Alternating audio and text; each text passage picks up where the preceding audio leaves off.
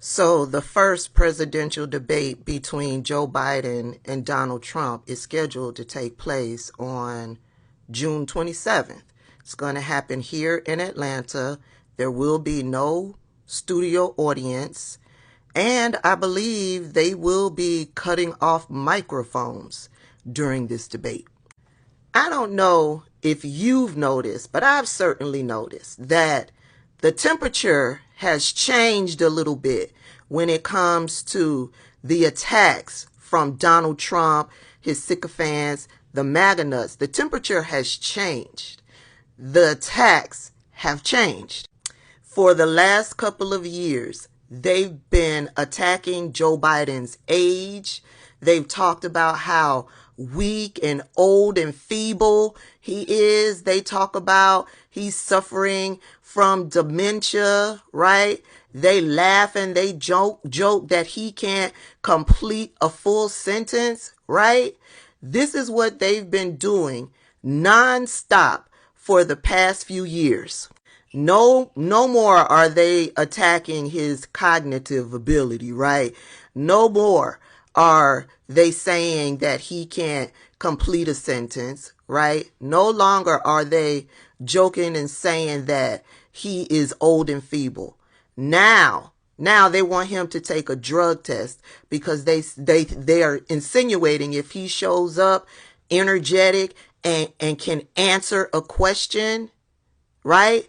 They are basically saying that he's hocked up on drugs. Donald Trump has the unmitigated gall, the audacity to call for Joe Biden to take a drug test, right? Listen, I'm all for it. I'm all for Joe Biden submitting to a drug test if Donald Trump takes a drug test too. Because you see, I'm not worried about Joe Biden passing a drug test. However, a convicted felon on 34 counts, yeah, I would question if he could pass a drug test. For the past few years, they've been saying basically that Joe Biden is a blubbering fool.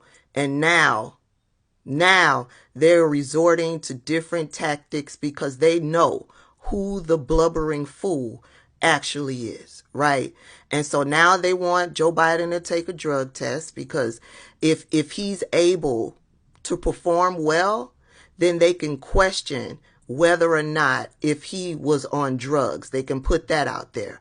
The second thing that they are doing to try to discredit Joe Biden now that we are a couple of days away from the debate, they are trying to discredit and attack the moderators. The moderators are Dana Bash and Jake Tapper from CNN.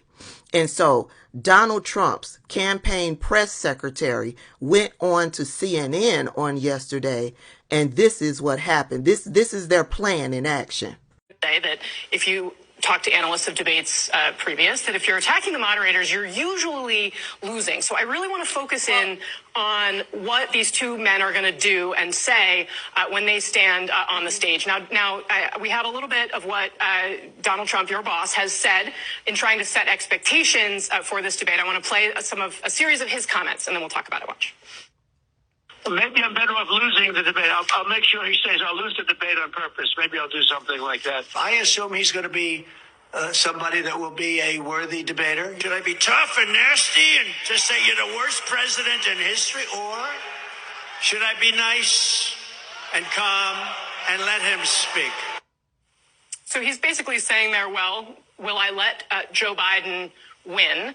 It does seem as though many Republicans have set the bar very low in terms of arguing that Joe Biden is basically senile.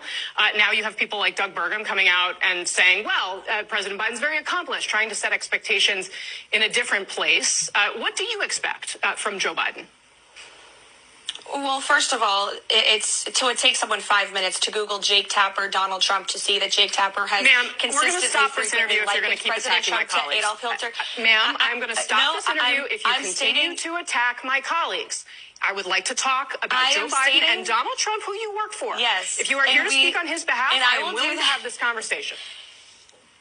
I am stating facts that your colleagues have stated in the past. Okay. Now, I'm sorry, guys. We're going to come back out to the panel. Caroline, thank you very much for your time. You are welcome to come back at any point. She is welcome to come back and speak about Donald Trump, and Donald Trump will have equal time to Joe Biden when they both join us now at later this week in Atlanta for this debate.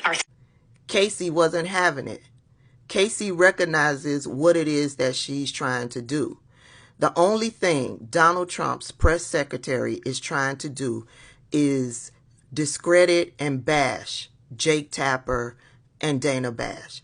And in doing that, if Donald Trump were to lose, then there could be all of this uproar about Jake Tapper and Dana Bash being biased against him. They cheated, all of the nonsense that Donald Trump does.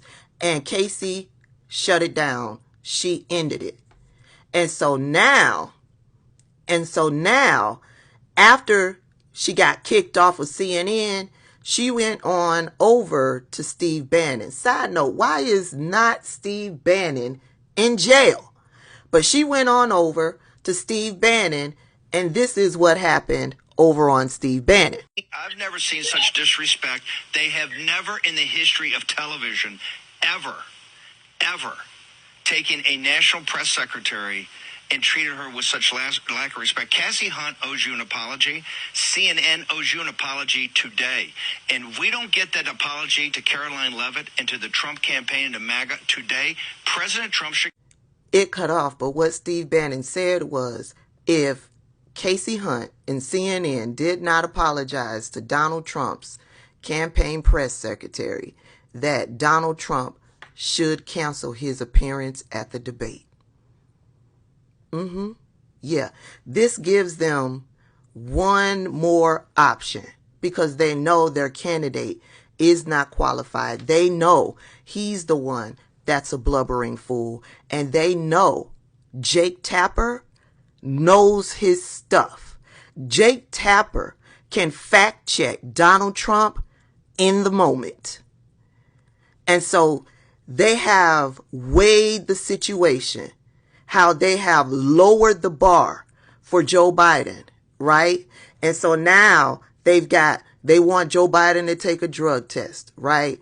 Or now they're trying to discredit and bash the moderators, all so that they can create a circus should Donald Trump lose the debate. And if we get down to the wire, and Donald Trump is just not ready, Donald Trump can now say, I don't like the way CNN treated my press secretary. I won't be attending the debate. All of the games they play, I see right through it. You all should see right through it too. It's not Joe Biden who's incompetent. It's not Joe Biden who's senile. It's not Joe Biden who can't complete a thought or sentence. It's Donald Trump. It's Donald Trump, and he and the people around him, they know it's Donald Trump.